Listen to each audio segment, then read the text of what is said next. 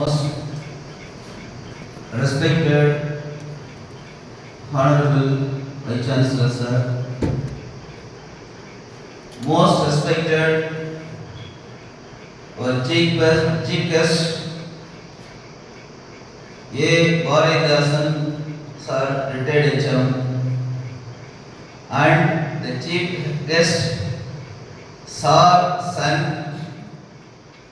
Dr. B. Arun Dasan, MD, MBH, PGDC, RM, PGDHM, Medical Consultant and Neuro-Linguistic Psychologist, Tanjavur. NSS Coordinators, Dr. R. Manikandan, Dr. R. Veeramani, T. Veeramani, faculty members, my dear students, good afternoon to all of you. First of all, we thank the Chief Guest and the Trust and also our NSS teams for celebrating or providing this opportunity as a great function. So, இந்த விழாவுடைய நோக்கம் உங்களுக்கு புதுசாக இருக்கலாம் கூட வழக்கமாக நான் உங்கள்கிட்ட சொல்கிறது தான், நம்மளுடைய மனதை இலகுவாக, நேர்மையாக, நாணயமாக, நடுநிலைமையாக வைத்துக் கொண்டால் நமக்கு நடப்பதெல்லாம் நன்றாக நடக்கும் என்ற கோணத்திலே நிறைய மனிதர்கள் இருக்கிறார்கள். அதுதான் முக்கியம். அவர் நினைப்பதெல்லாம், எண்ணுவதெல்லாம் உயர்வு. அவர் எண்ணங்கள் எல்லாம் மற்றவர்கள் நன்றாக இருக்க வேண்டும், நாமும் நன்றாக இருக்க வேண்டும், இந்த சமுதாயம் இப்பொழுது மட்டுமல்ல எதிர்காலத்திலும் நன்றாக இருக்க வேண்டும் என்ற எண்ணத்தோடு வாழ்ந்து கொண்டிருக்கக்கூடியவர்களில் இங்கே வந்திருக்கக்கூடிய சீஃப் கெஸ்ட் 2 பேரும் நடந்துவாங்க. இந்த யாரும் ஊரே யாவரும் கேளு, அவங்க இந்த மாதிரி சில இலக்குகளை அவங்க கையில் வச்சுக்கிறதுனால தான் அவங்க யாரு என்னன்னு தெரியாது. அன்னைக்கு வந்த பிறகு அவங்க எல்லாருமே நமக்கு உறவினர்களாக மாறிக்கொண்டார்கள். அதிலும் ஐயா அவர்களோடு நான் பள்ளி கல்லூரியில் பயணிக்கும் போது நன்றாக பயணித்திருக்கிறேன். ரொம்ப நேரம் நாங்கள் பேசிட்டு இருந்தோம். இங்கே வந்தவங்க தான் தெரியுது. அப்போ இந்த கல்வி கூட இந்த யாதும் ஊரே யாவரும் கேளு என்ற ஒன்றையும் அவர் எடுத்துக்கொண்டிருக்கக்கூடிய இந்த நல்ல இலக்கை நமக்கு அறிமுகப்படுத்துகின்றது. அவருடைய நோக்கம் பசுமை புரட்சியை வெளிப்படுத்த வேண்டும். அதுதான் நீங்க இந்த உன்னார் முடியும் தம்பி ஒரு படம் பார்க்கும்போது அதில் ஒரு வயசான ஒரு கல்யாணம் செஞ்சுட்டு இருப்பாரு, பார்த்துருக்கீங்களா? அந்த படம் பார்த்துக்காதீங்க. உன்னார் முடியும் தம்பி ஒரு வயசானவர் டெய்லியும் ஒவ்வொரு செடியை நட்டுட்டே இருப்பார், தண்ணி ஊற்றிட்டே இருப்பார் இறுதி வரைக்கும். அப்போ அந்த செடியை நடுறதுனால அவர் பயனடைய போறாரா? அவருக்கு நிழல் தரப்போதா? அவருக்கு காய்கறி தரப்போதா? இல்லை. அப்போ அவர் என்ன செஞ்சுட்டு இருக்காரு? பின்னாடி வரக்கூடிய சமுதாயம் பசுமையாகவும் செழிப்பாகவும் மழை பொழிவோடும் ஏர் பியூரிட்டிடும் வாழ வேண்டும் என்ற நோக்கத்தில் செஞ்சுட்டு இருப்பாருன்னு சொல்லிட்டு அந்த படத்தில் அது ஒரு கேரக்டர் வரும்.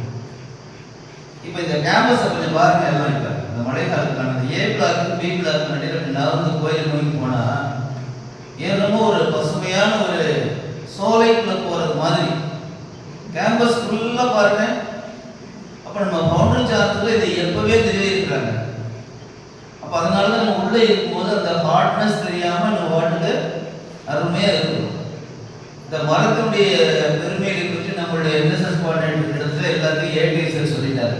நான் வரும்போது நம்மளுடைய வைரமுத்து ஒரு பாடல் மரத்தை பற்றி கவிதை எழுதியிருப்பார். மரம்தான் மரம்தான் மரம்தான் மறந்தான் மனிதன் மறந்தான் அப்படிங்கிற மாதிரி. நான் அதை சொல்லுங்க சார், இல்லை நானே சொல்லிடுவேன்னு சொல்லிட்டு அவர் எல்லா விளக்கங்களையும் ஏடிஎஸ்எல் சொல்லிட்டாரு. அப்போ நாம் உனக்கு போய் மரத்தோட அருமையாக சொல்லணும்னு அவசியம் இல்லை. அதுக்கு மேலே டயத்தை தெரிவி நான் முடிச்சிடறேன். அதை பற்றி எல்லாம் 1 மணி நேரம் பேசலாம். ஆனால் இனிமேல் யாரும் மனிதனை பார்த்து ஒரு மரமானு கேட்காதீங்க தயவு செய்து. புரியுதா? நம்ம திட்டும்போது என்ன ஒரு மரமா சொல்லாதீங்க.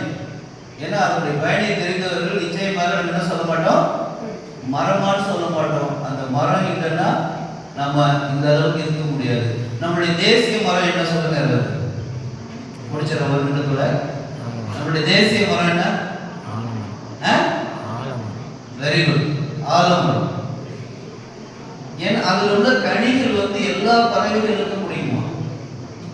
அதனாலதான் எல்லா பறவைகளும் உட்காரக்கூடிய ஒரு மரம் எது என்றால் அது ஆலமரம். அவருடைய கனி எல்லா பறவைகளுக்கும் பிடிக்கும். அதனால எல்லா பறவைகளும் உட்காரும். அதனாலதான் அவங்க என்ன செஞ்சிருக்காங்க, அது ஒரு தேசிய மரமாக பண்ணியிருக்காங்க. நம்ம அடையாள ஆலமரம் சொல்லுவாங்க. கிட்டத்தட்ட 450 ஆண்டுகளாக அதனை காப்பாற்றி கொண்டு இருக்கிறார்கள். அதனால உங்களால முடிஞ்சா வாழ்க்கையில வீட்டை சுற்றில நிறைய மரங்களை வைங்க, செடிகளை வைங்க.